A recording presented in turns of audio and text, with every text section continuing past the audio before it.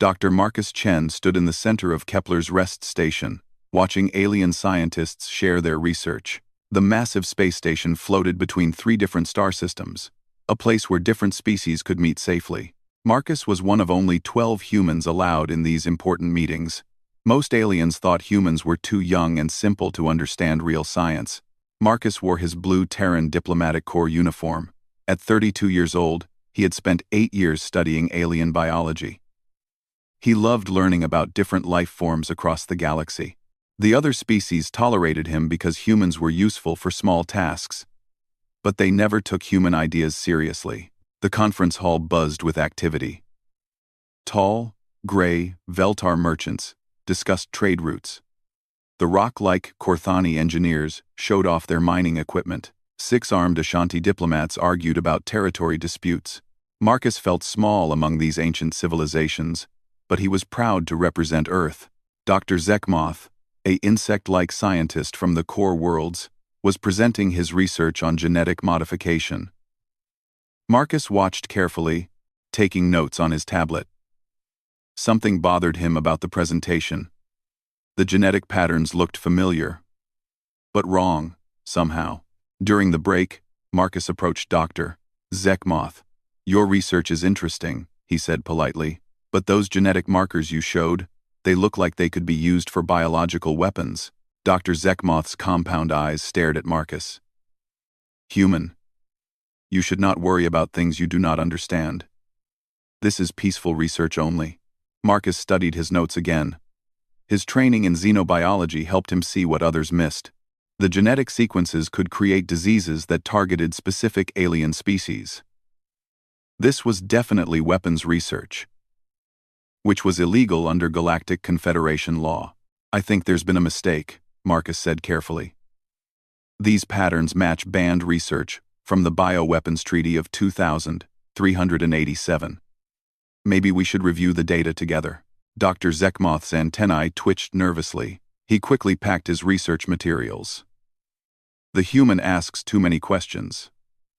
This conference is not for children who play with simple chemistry sets. Marcus felt embarrassed, but he knew he was right. He had studied these patterns during his training on Earth. His mother, Admiral Sarah Chen, had made sure he learned about all kinds of weapons so he could recognize them as a diplomat.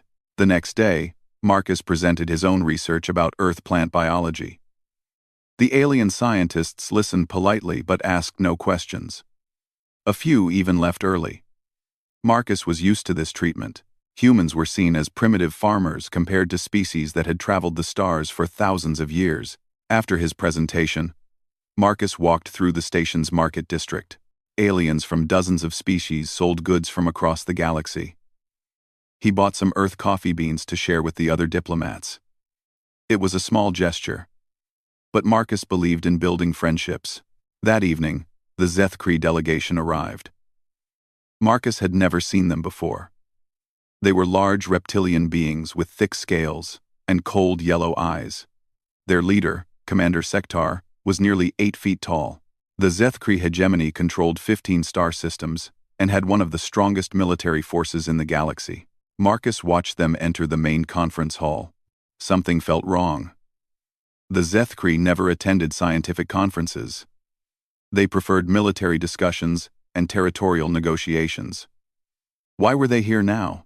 During dinner, Marcus sat with Dr. Eula, a friendly amphibian scientist from the Outer Rim territories. The Zethkri seem very interested in the biological research sessions, Marcus mentioned. Dr. Eula's skin changed color nervously. The Zethkri are always interested in things that can hurt their enemies. Best not to think about it too much. Young human. Marcus felt uneasy. He remembered his mother's words. "Marcus, your job as a diplomat is not just to make friends. Sometimes, you must ask difficult questions to keep people safe." The next morning, Marcus discovered that Dr. Zekmoth had shared his genetic research with the Zethkri delegation during a private meeting. Marcus accessed the station's public research database and found disturbing information. The genetic patterns could indeed create biological weapons that targeted specific alien species. Marcus knew he had to report this to the Galactic Confederation authorities. He prepared a detailed report showing how the research violated treaties.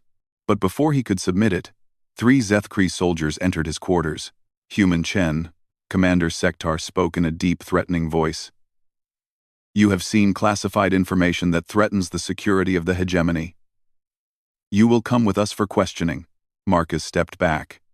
"I haven't seen any classified information." This was presented at a public conference. "The human lies," Sektar hissed. "Guards, take him." The Zethkri soldiers grabbed Marcus roughly. He tried to resist, but they were much stronger. "Wait. I'm a diplomatic representative. You can't just take me." Marcus called for help as they dragged him through the station corridors. Dozens of aliens watched, but no one stepped forward. A few Veltar merchants looked uncomfortable, but they turned away. The Ashanti diplomats whispered among themselves but did nothing. In the main conference hall, hundreds of alien scientists and diplomats watched as the Zethkri dragged Marcus toward their ship. He called out desperately, "Please help me. I'm protected by diplomatic immunity," Commander Sektar announced loudly. "This human has stolen classified military secrets. The hegemony has the right to question him under Galactic Security Protocol 7. Marcus knew this was a lie. But the watching aliens said nothing. The Galactic Confederation representatives stood silently. The Zethkri were too powerful to challenge over one human. As they forced Marcus aboard their ship, he managed to activate his emergency beacon. The small device would send his location to Earth, but he knew it would take days for the message to reach home.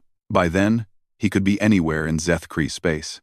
The ship's doors closed with a heavy sound. Marcus was alone among his captors, millions of miles from Earth. He thought about his mother and his friends on the colony ship New Horizon. He wondered if they would ever know what happened to him. Commander Sektar smiled coldly as the ship prepared to leave. "Do not worry, human. Your stay with us will be very educational." Marcus watched through a small window as Kepler's rest grew smaller. The aliens who could have helped him were already returning to their meetings, pretending nothing had happened. In their minds, one human was not worth the trouble of challenging the Zethkri hegemony. They had no idea what they had just started. The emergency beacon from Marcus Chen's diplomatic device reached Earth 3 days later. The signal traveled through a network of communication relays, each one adding precious hours to the delay. When the message finally arrived at Terran Command headquarters in Geneva, it triggered alerts across the entire human government. Admiral Sarah Chen was in a strategy meeting when her aide burst through the doors. "Admiral, we have an emergency beacon from Dr. Chen. He's been taken by the Zethkri." Sarah's face went pale. She had sent her son on this diplomatic mission because she believed it was safe. The Galactic Confederation promised to protect human representatives. Marcus was supposed to be building bridges between Earth and the alien civilizations. "How long ago?" Sarah asked, her voice steady despite her racing heart. "The beacon activated 73 hours ago from Kepler's rest station. Intelligence suggests he's been transported to Zethkri space." Sarah closed her eyes for a moment. As a mother, she felt fear and rage. As an admiral, she knew this was bigger than one person. The aliens had broken every rule of diplomatic protection.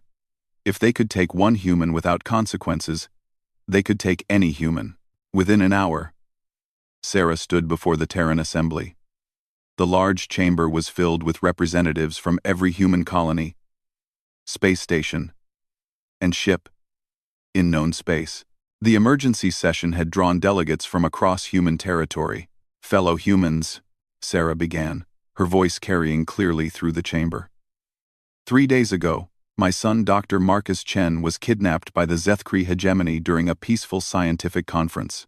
He was taken in front of hundreds of witnesses. No one helped him. No one spoke for him. Angry voices rose from the assembly. Representatives from Mars, Europa, and the outer colonies demanded immediate action. Sarah raised her hand for silence. "Marcus is not just my son.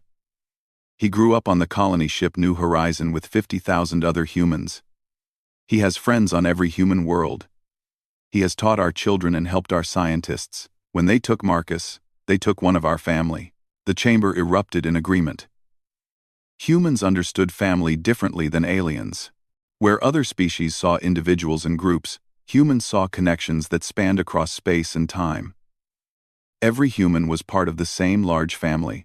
Prime Minister Jackson stood up from his seat. Admiral Chen, what are our options? Sarah looked around the chamber at faces filled with determination and anger. The Galactic Confederation will not help us. They see Marcus as acceptable loss to keep peace with the Zeth Cry. The alien powers think humans are too weak to matter. She paused, letting her words sink in. They are wrong. Sarah activated a holographic display showing human settlements across known space. For 50 years, we have been preparing for this day. While the aliens saw us as simple traders and farmers, we have been learning, adapting, and building. The display showed human colonies that appeared to be mining operations but were actually weapon factories. Trade ships that carried hidden military equipment. Research stations that developed new technologies in secret. Every human settlement has contributed to our defense capabilities. We have studied alien technology and improved upon it. We have prepared for the day when someone would test our resolve. Representative Walsh from the Centauri colony spoke up. Admiral, the Zeth Cree control 15 star systems. Their fleet is one of the largest in the galaxy. Are you suggesting we go to war with them? Sarah's expression hardened. I am suggesting we do what humans have always done when one of our own is threatened. We bring them home. No matter the cost. The chamber fell silent. Everyone understood what Sarah was proposing.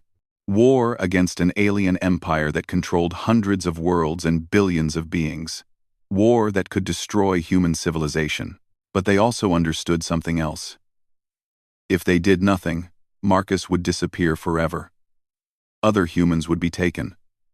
Earth would become a target for any alien power that wanted to test human weakness.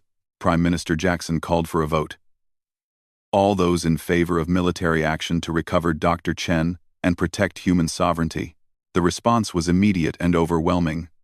Every hand in the chamber rose. Representatives from peaceful research colonies voted alongside military commanders.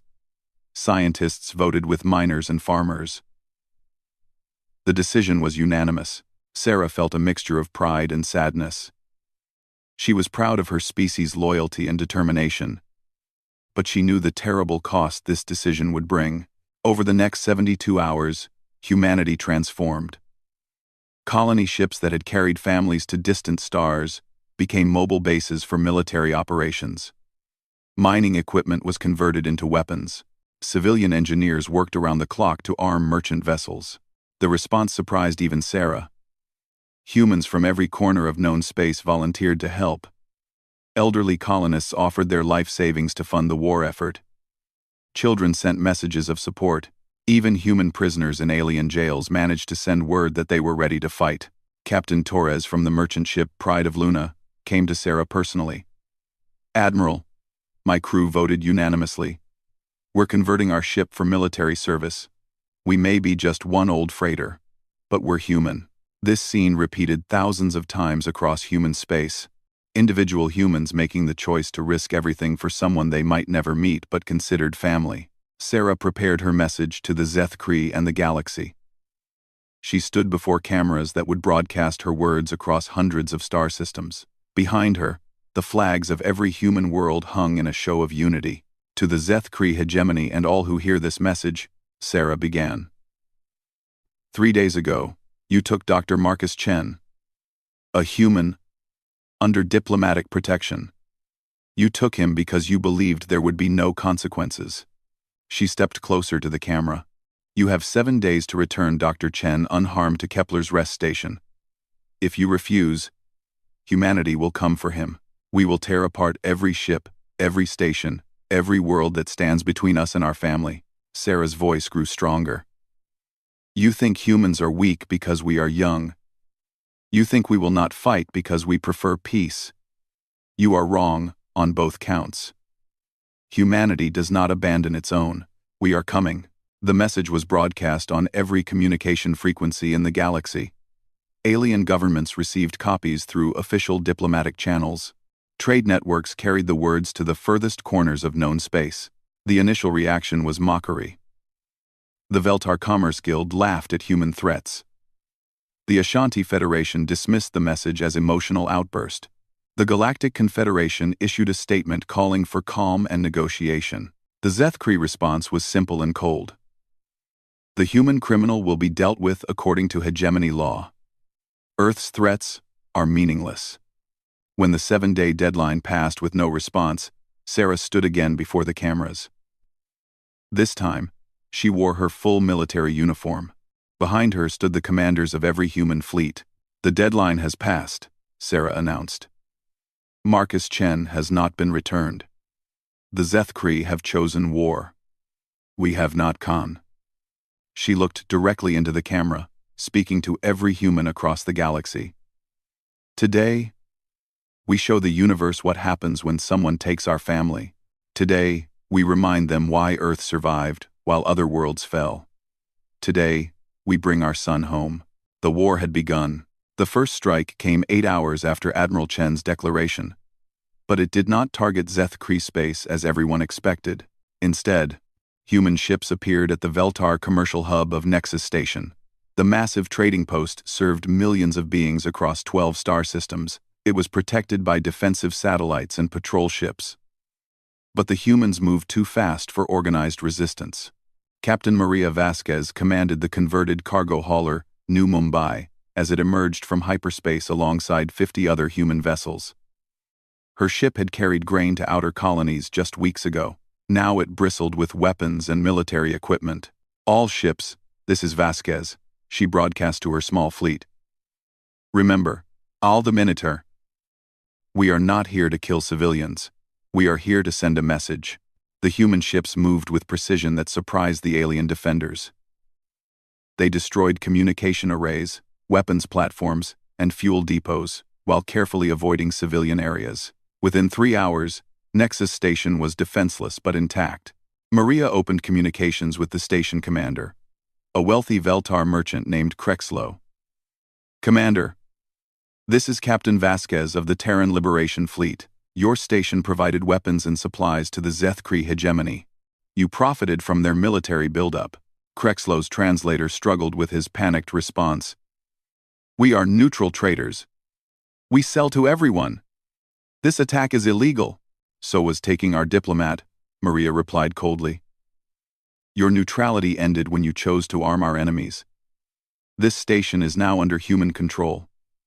Any ship attempting to supply the Zethkri will be destroyed. Maria left behind a small garrison of human volunteers and moved to the next target. Her fleet had 12 more Veltar stations to visit before the day ended. Across the galaxy, similar scenes played out. Human ships emerged from hyperspace at strategic locations that no one expected them to know about. They hit communication relays that connected Zethkri space to the rest of the galaxy. They destroyed supply convoys carrying materials to Zethkri worlds. Admiral Sarah Chen watched the reports from her command ship Earthlight as it traveled toward the front lines. Her tactical officers presented updates every few minutes. Admiral, the attacks on Veltar infrastructure are complete, reported Commander Singh. We've cut off 3 major supply routes to Zethkri territory. Their fleet won't receive new weapons or equipment for weeks. Sarah nodded. What about the Ashanti Federation? Captain Morrison's task force hit their diplomatic station at Kepler's Edge. The same station where their representatives watched Marcus being taken without helping him. Morrison left them with minimal life support and a message about human memory. Sarah felt no satisfaction in the reports. She took no joy in destroying alien infrastructure. But the galaxy needed to understand that ignoring human suffering had consequences. The Ashanti Federation sent angry protests to Earth. They claimed their diplomatic station was a neutral facility protected by international law. Sarah's response was broadcast publicly across all known frequencies. You speak of international law, Sarah said, facing the cameras in her command center. Where was international law when my son was kidnapped? Where was your protection when Marcus called for help? She stood and walked to a large screen showing star charts of human operations. Every species that profits from the suffering of humans will face consequences. Every government that chooses neutrality when humans need help will learn the cost of that choice. Sarah pointed to different sections of the galaxy. The Veltar sold weapons to our enemies. The Ashanti could have intervened diplomatically, but chose silence. The Korthani Mining Consortium provides raw materials for Zethkri warships. Each of them will face the results of their decisions. The galaxy began to realize that humans had been planning this response for years. Human merchant ships had mapped every major trade route, communication relay, and strategic facility. Human diplomats had identified which species supported the Zethkri and which ones remained neutral out of fear rather than choice. But the most shocking discovery came when alien intelligence services tried to track human fleet movements. The humans seemed to appear and disappear without using known hyperspace routes. Dr. Eula, the amphibian scientist who had befriended Marcus, was studying captured human ship components when she made a disturbing discovery. She contacted the Galactic Confederation Emergency Council with urgent news. The humans have modified their ships with technology we do not recognize, she reported to the assembled alien leaders. They can travel through hyperspace without using the standard navigation beacons. They can appear anywhere without warning. Chairman Veltris, leader of the Confederation, demanded more information. How is this possible? Human technology is primitive compared to our capabilities. Dr. Eula's skin changed color with worry. That is what we thought. But these modifications show understanding of hyperspace physics that exceeds our own research. The humans have been studying our technology for decades and improving upon it in secret. This revelation sent fear through the Confederation chambers. If humans could travel unseen through hyperspace, no alien facility was safe from attack. Their fleets could not protect what they could not predict. The fear grew worse when human tactics became clear. Unlike alien warfare, which focused on controlling territory and resources, humans fought to rescue one person. They did not want to conquer alien worlds. They wanted to make the cost of holding Marcus so high that his captors would release him. Human ships attacked Zethkri supply lines but left escape routes open for fleeing crews. They destroyed military equipment, but often warned civilian populations before striking. The humans fought with precision and restraint that made their enemies nervous.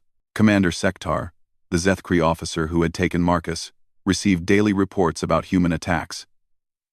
His military advisors seemed confused by human strategy. The humans could have destroyed 6 of our colonies completely, reported his intelligence chief. Instead, they targeted only military installations and left the civilian areas untouched. They seemed to be avoiding unnecessary casualties. Sektar studied the reports with growing unease. He had expected human revenge to be wild and uncontrolled.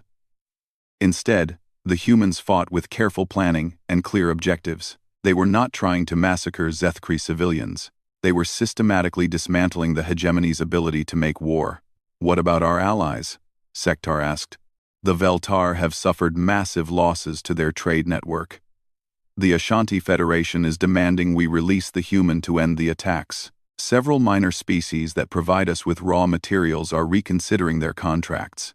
Sektar realized that humans understood something about warfare that the Zethkri had missed. They were not fighting just the hegemony. They were fighting everyone who supported the hegemony, everyone who benefited from Zethkri power, and everyone who had chosen to ignore human suffering. The war was only 2 weeks old, but already the balance of galactic power was shifting. Species that had remained neutral for centuries were being forced to choose sides. The comfortable stability of alien civilization was cracking under human pressure.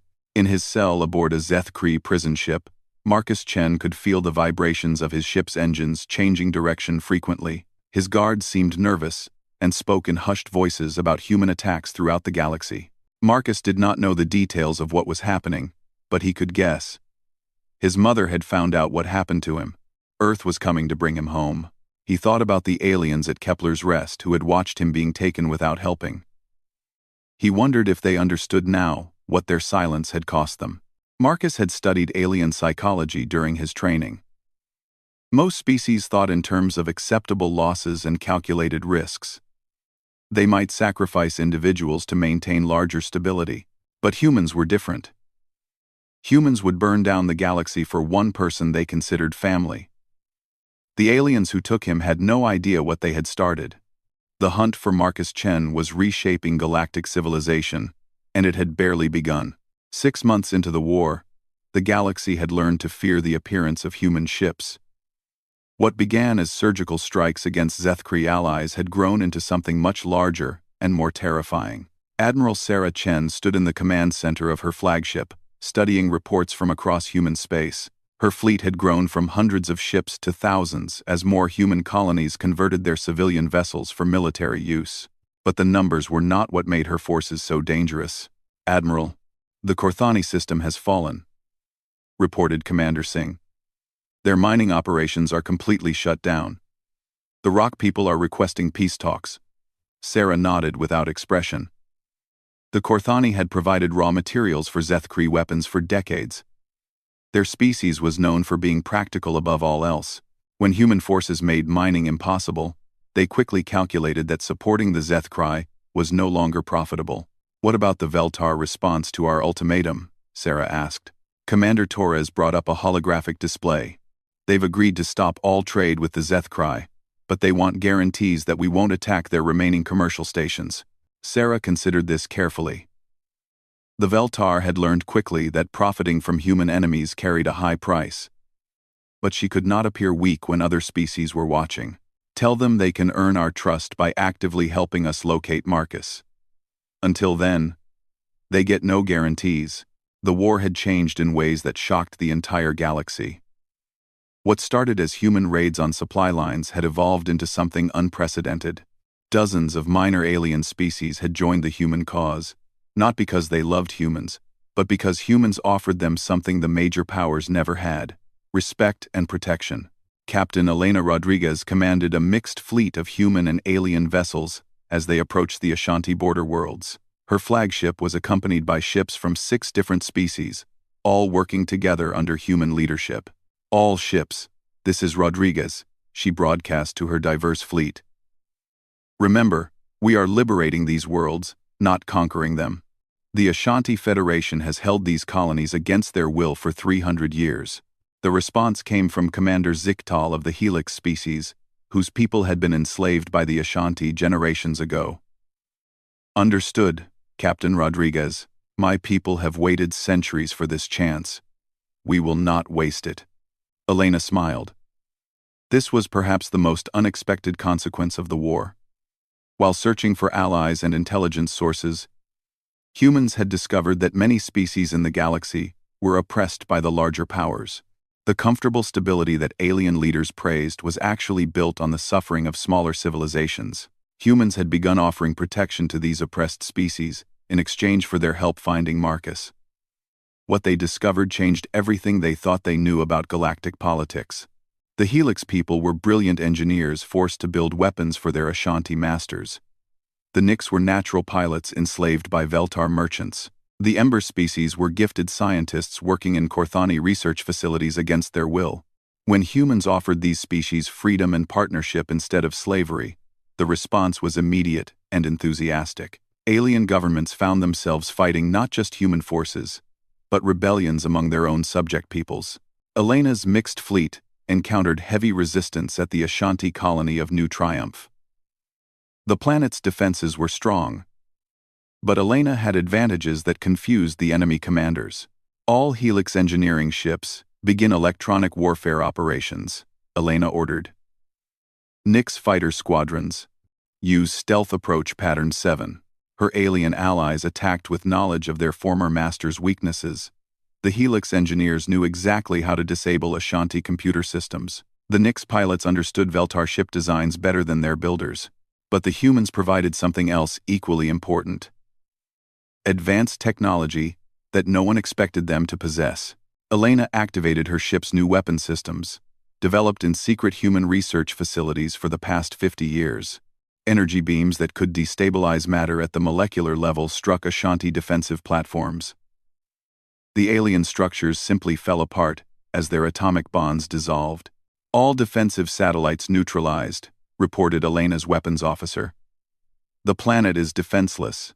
Elena opened communications with the Ashanti colonial governor. "Governor Hextar, this is Captain Rodriguez of the Human Liberation Fleet.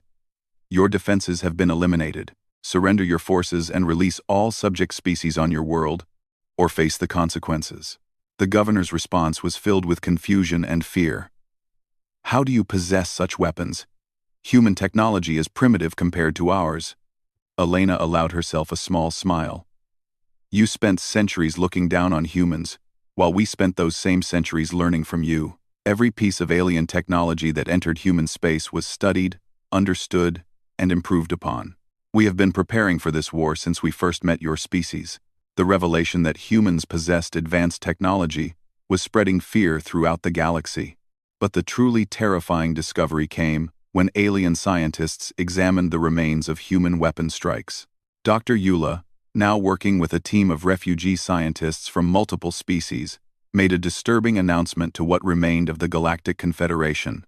The humans have developed weapons that manipulate fundamental forces of physics, she reported to the emergency assembly. They can destabilize stars, create artificial black holes, and manipulate gravity itself. Their technology has surpassed our own by centuries. Chairman Veltris struggled to understand this information.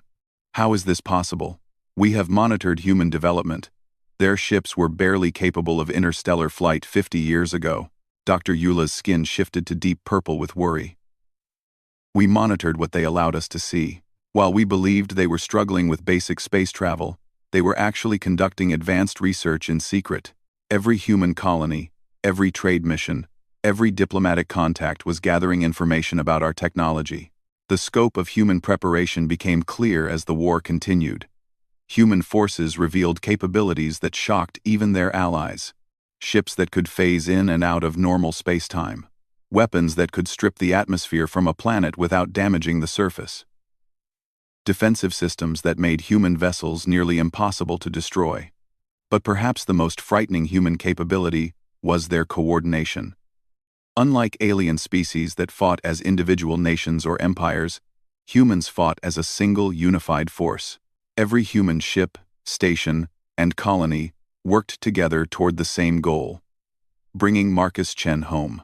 Commander Sektar watched from the bridge of his command ship as human forces surrounded the Zethkri home system. His empire, which had controlled 15 star systems for 1,000 years, was now trapped behind an ever-shrinking defensive perimeter. How many human ships are attacking us?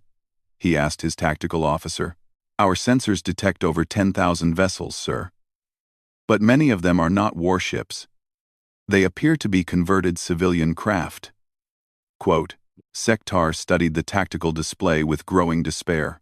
The human fleet included everything from massive colony ships converted into battleships to small mining vessels equipped with military weapons. Farmers, scientists, teachers, and merchants had all joined the effort to rescue one human diplomat. What about our allies? Sektar asked. His communications officer delivered the devastating news. The Veltar have declared neutrality. The Ashanti Federation is requesting immediate peace talks with Earth. The Korthani have surrendered their entire mining fleet to human forces. We stand alone. Sir, Sektar realized too late what the Zethkri had awakened. They had not simply angered one human government. They had attacked someone that every human in the galaxy considered family. The response was not a military campaign, but a species-wide rescue operation. As human ships began their final assault on Zethkri space, Sektar understood that his empire was facing something unprecedented in galactic history. An entire species united by love and loyalty, armed with technology beyond current understanding, and motivated by a simple goal that they would pursue regardless of cost. The humans were not trying to conquer the Zethkri hegemony. They were dismantling it piece by piece until someone returned their family member. Sektar looked at the tactical display showing thousands of human ships approaching his world. Each vessel carried people who had volunteered to risk everything for someone they might never meet. He thought about Marcus Chen, still imprisoned somewhere in Zethkri space. The young human had seemed so harmless when they took him from Kepler's rest station. How could one person be worth starting a war that was reshaping galactic civilization? As human weapons began targeting Zethkri planetary defenses, Sektar finally understood what his people had failed to grasp. To humans, no individual was expendable. No family member was an acceptable loss. No person would be abandoned while others had the power to help. The Zethkri had taken one human because they believed there would be no consequences. They had been wrong about everything. Marcus Chen woke up to the sound of human voices outside his prison cell. After 7 months of captivity, he had almost forgotten what his own language sounded like when spoken with joy instead of anger. The cell door exploded inward, and 3 humans in combat armor rushed inside. Marcus barely recognized them behind their helmets and weapons, but he could see earth patches on their shoulders. "Dr. Chen?" The lead soldier's voice was gentle despite the military equipment. "I'm Sergeant Williams, Terran Marine Corps. We're here to take you home." Terran. Marcus tried to stand, but his legs were too weak. Months of poor food and limited exercise had left him barely able to walk. Sergeant Williams caught him as he stumbled. "Easy, sir. We've got medical support standing by. You're safe now." As they helped Marcus from his cell, he saw the bodies of Zethkree guards scattered through the prison corridor. The rescue had been swift and brutal. Through a broken window, he could see the burning remains of Zethkree defense satellites falling through the planet's atmosphere like metal rain. "How many people did you lose getting here?" Marcus asked weakly. Sergeant Williams paused in surprise. After 7 months of imprisonment and torture, the first thing Dr. Chen asked about was human casualties. 12 Marines in the initial assault, sir. But we knew the risks when we volunteered." Marcus felt tears in his eyes. 12 humans had died rescuing him. He tried to process this information as the Marines carried him toward their ship. Outside the prison facility, Marcus saw the true scale of the rescue operation. Hundreds of human ships filled the sky above the Zethkree world. Massive battleships that had once been colony vessels, sleek fighters converted from civilian transports, even old mining ships equipped with military weapons. The sight overwhelmed him. His entire species had come to bring him home. Aboard the medical ship, New Hope, Marcus received treatment for his injuries, while Admiral Sarah Chen traveled from her flagship to see him. When she entered his room, Marcus struggled to sit up properly. "Mom," he said simply. Sarah embraced her son carefully, mindful of his medical condition. For a moment, she was not the admiral who had led humanity's largest military campaign. She was just a mother, holding her child. "I'm sorry it took so long," Sarah whispered. Marcus looked at his mother with confusion. 7 months is not long for a rescue operation of this scale. "How many ships did you bring?" Sarah smiled sadly. "All of them, Marcus. We brought all of them." Over the following days, as Marcus recovered his strength, he learned about the war that had been fought to rescue him. The scale of destruction shocked him. Entire alien civilizations had been dismantled. The galactic economy lay in ruins. Billions of beings had been displaced or killed. "This is all my fault," Marcus said during one of their conversations. "If I had been more careful, none of this would have happened." Sarah shook her head firmly. "Marcus, you did nothing wrong. You were a diplomat doing your job. The fault lies with those who took you and those who allowed it to happen." Sarah showed Marcus reports from across the galaxy. The Zethkree hegemony had formally surrendered after their homeworld was occupied. The Veltar Commerce Guild was bankrupt and begging for mercy. The Ashanti Federation had released all of their enslaved subject species. The Galactic Confederation had collapsed completely. "What happens now?" Marcus asked. Sarah pulled up a holographic display showing the current political situation. "The surviving alien governments have offered us leadership of the galaxy. They want Earth to become the new galactic capital. They're offering us everything we could want: territory, resources, tribute from hundreds of worlds." Marcus studied the display with growing unease. "And what was your answer?" "We haven't given one yet. The decision belongs to all of humanity, not just the military." Over the next week, as human forces consolidated their control over former enemy territory, a debate raged across human space about their future role in the galaxy. Some humans argued that they should accept the position of galactic leadership. After proving their military superiority, they could reshape alien civilization according to human values. Others believed that humans should retreat to their own space and have minimal contact with alien species. The war had shown that the galaxy was a dangerous place, where diplomatic protection meant nothing. Marcus found himself at the center of this debate. As the person whose rescue had started the war, his opinion carried significant weight among human leaders. The Terran Assembly convened to hear Marcus speak about his experience and his views on humanity's future. The chamber was packed with representatives from every human world, many of whom had lost family members in the war. Marcus stood at the central podium, still weak from his captivity but determined to address his species honestly. 7 months ago, I was taken from a scientific conference by beings who thought humans were too weak to matter. Marcus began. They were wrong about our weakness, but they were right about one thing. We were not important to the galaxy's power structure. I have the first. Marcus paused, looking around the chamber at faces that had aged years in the past months. The war you fought to rescue me changed that forever. Every alien species now knows what humans are capable of when we fight for our family. They know we will sacrifice everything to protect one of our own. Marcus activated a holographic display showing the current state of the galaxy. The aliens are offering us power because they fear us. But fear is not the foundation for lasting peace. He changed the display to show the minor alien species that had joined the human cause during the war. We discovered something important during this conflict. The galaxy is full of species that were oppressed by the major powers, people who needed help but had no one to protect them. Marcus looked directly at Admiral Chen and Prime Minister Jackson. The aliens at Kepler's Rest watched me being taken because they thought one human life was not worth challenging the powerful. But we proved that every life has value when people are willing to fight for each other. Marcus changed the display again, showing the current refugee situation.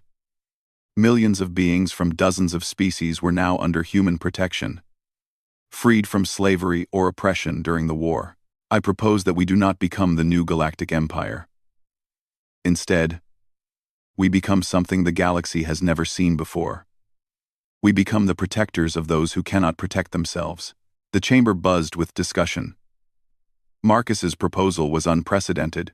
Instead of using their military victory to gain power, he was suggesting that humans use it to defend the weak. We withdraw to our own space, Marcus continued. But we make it clear that any species facing oppression can request our protection. We become the force that prevents stronger civilizations from abusing weaker ones.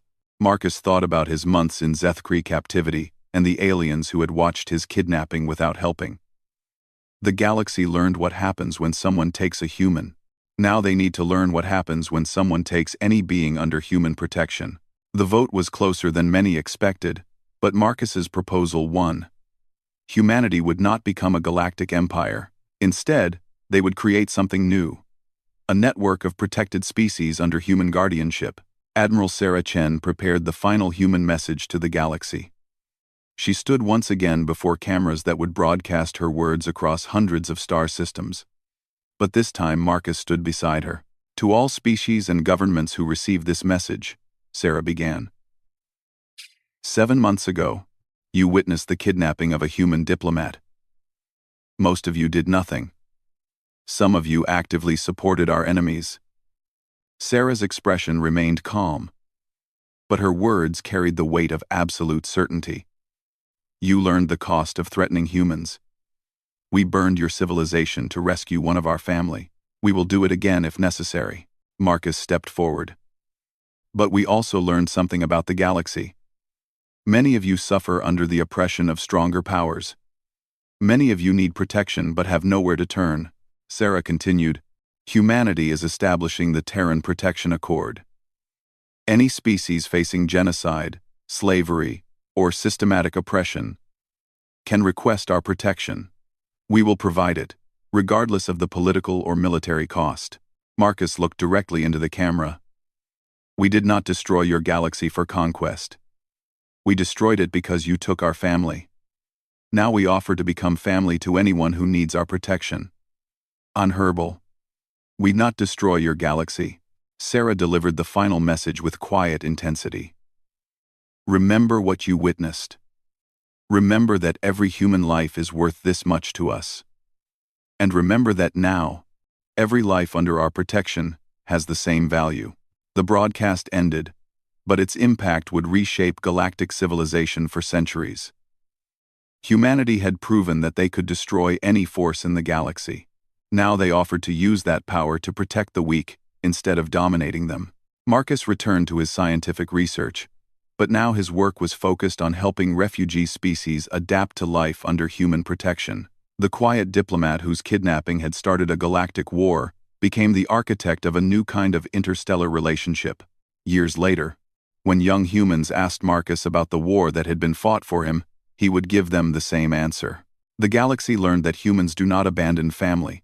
But more importantly, we learned that family is not limited by species or star systems.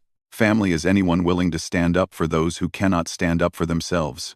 The galaxy had burned for one human life. From those ashes, something better was born.